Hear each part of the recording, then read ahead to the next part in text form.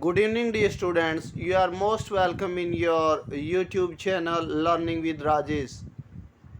Dear students, we have started our one word substitution series, and I hope you are enjoying this series while learning 10-12 major words every day and strengthening your preparation for a competitive exam.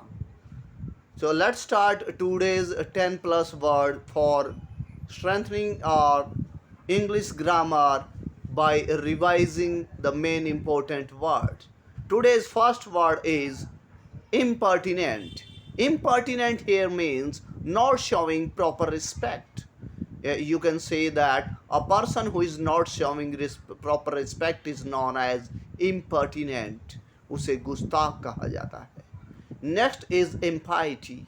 Impiety here means lack of respect or religious reverence, यानी किसी सम्मान में कमी, अर्थात वही बात आ गई respect में कमी होना, अर्थात किसी धार्मिक अवमानना करना, धार्मिक चीज़ को पालन करने से मानना करना, यानी ना मानना क्या कहलाता है? इम्पाइटी, सम्मान की कमी कहलाता है. नेक्स्ट इम्पोर्टेंट वर्ड आज का है imponderable. Imponderable here means that which can not be guessed or calculated, यानी ऐसी चीज़ जिसके बारे में पहले से हम कोई भविष्यवाणी, कोई गैस अनुमान नहीं लगा सकते और ना ही उसे कैलकुलेट कर सकते. तो ऐसी चीज़ को हम कहेंगे इम्पॉन्डरेबल, असोचनीय, अर्थात जिसके बारे में कुछ सोच ही नहीं सकते. Next is imposter. Imposter means one who assumes a character or title not is shown to deceive others.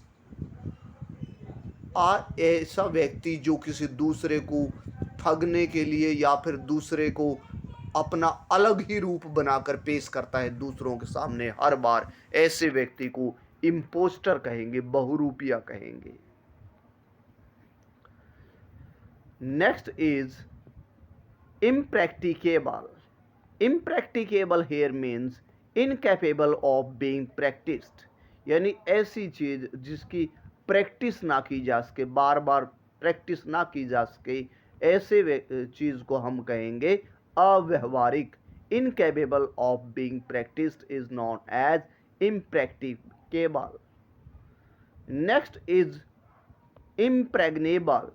Impregnable here means too strong to be overcome or defeated.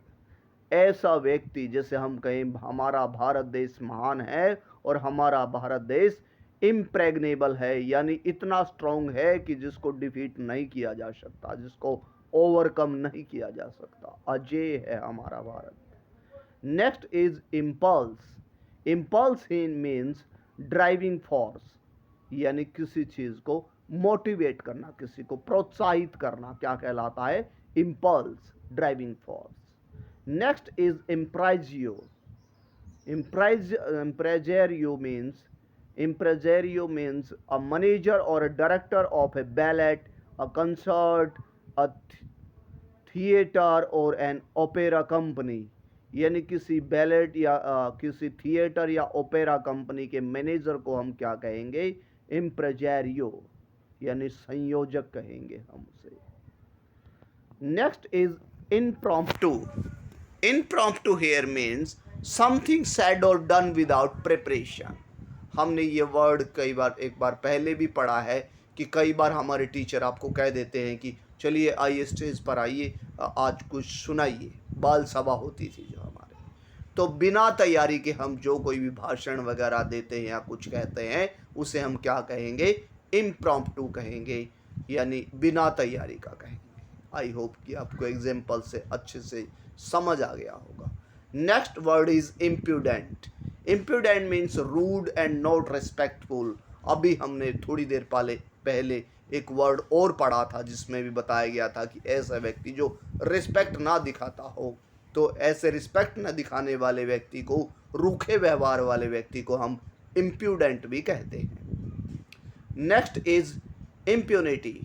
Impunity here means freedom from punishment, यानी दंड से मुक्ति दे देना क्या कहलाता है? Impunity कहलाता है.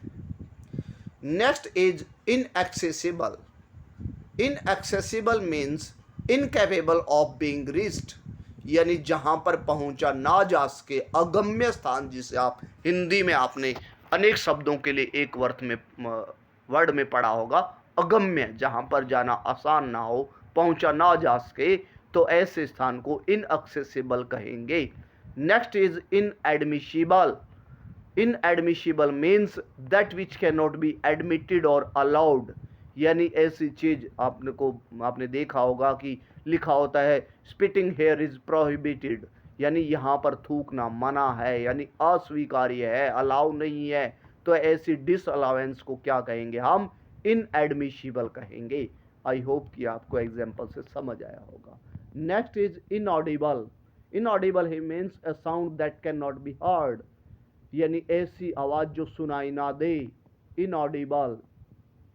Next is incendiary. Incendiary here means designed to cause fire or likely to cause violence, यानी जो गुस्सा भड़काने वाली चीज या आग बढ़ाने वाली चीज को हम क्या कहेंगे? इंसेंडियरी. इंसेंडियरी. आई होप कि आपको लर्न हो जाएगा। And the next word is इनकम्बस्टिबल.